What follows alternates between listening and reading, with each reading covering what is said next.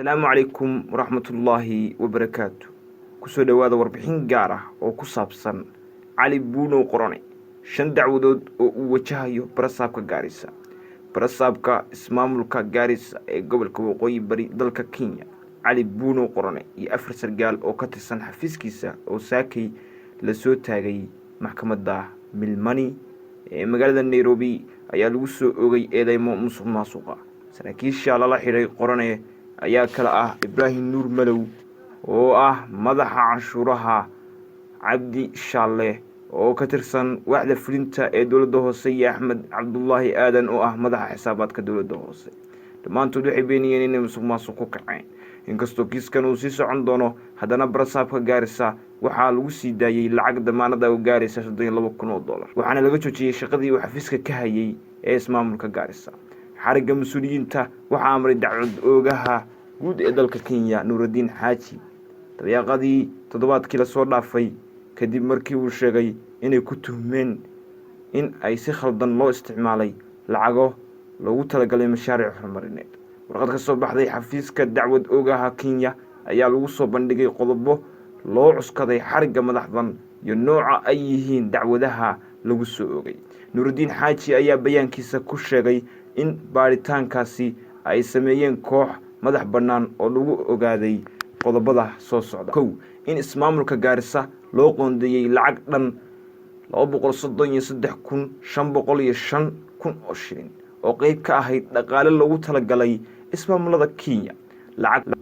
lacagtaas waxaa lagu qaybiyay qodobka dastuuriga ah ee qoondeynta dhaqaalaha ismaamul goboleedyada, waxayna ahayd miisaaniyad sanadeedkii 2018-2019 ee la siiyey Gaarisa.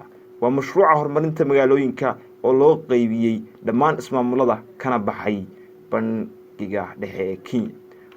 in lacagta markii ugu horeysay ay ku timid deyn ay dowladda Kenya ka qaadatay bangiga adduunka maamulka Gaarisana loo siimay. in lacagta markii ugu horeysay ay ku timid deyn ay dowladda Kenya ka qaadatay bangiga adduunka maamulka Gaarisana loo sii mariyay wasaaradda gaadiidka iyo dhismaha kaabayaasha dhaqaalaha. ujeedada lacagtaasina ay tahay horumarinta magaalooyinka.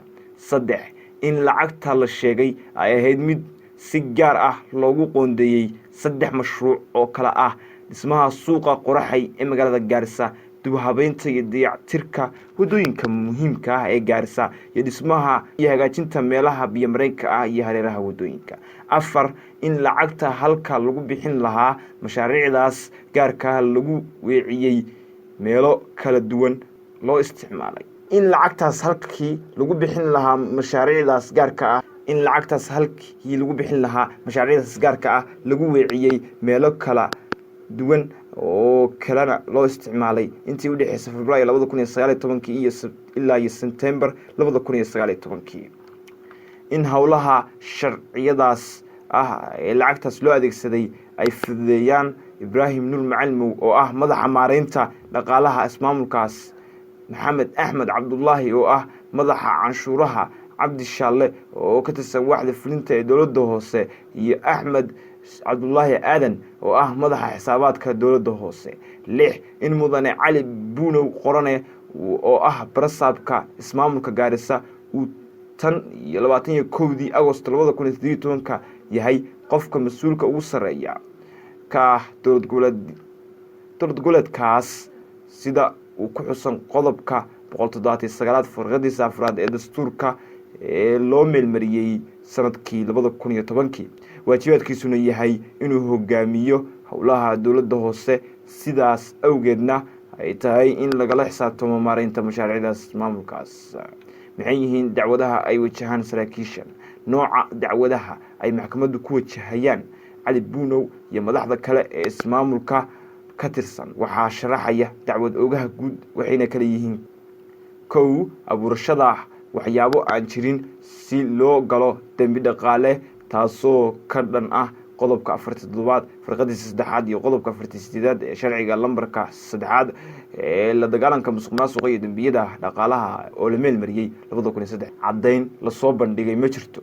dhammaan mas'uuliyiinta ayaa hadda laga mamnuucay in ay tagaan xafiisyada dowladda, balse qareenka u doodaya Cali Qorane ayaa sheegay in aanay jirin wax caddayn ah oo ku aadan eedaha loo jeediyey ee la xiriira musuqmaasuqa ee cali buunow qorone wuxuu guddoomiyaha Gaarisa yahay tan iyo sanadkii 2017 dacwad oogaha guud ee Kenya ayaa horey u amray in la soo xiro mas'uuliyiin ka tirsan dowladda Kenya oo ay ka mid ahaayeen guddoomiyaal gobol, wasiiro iyo dad kale.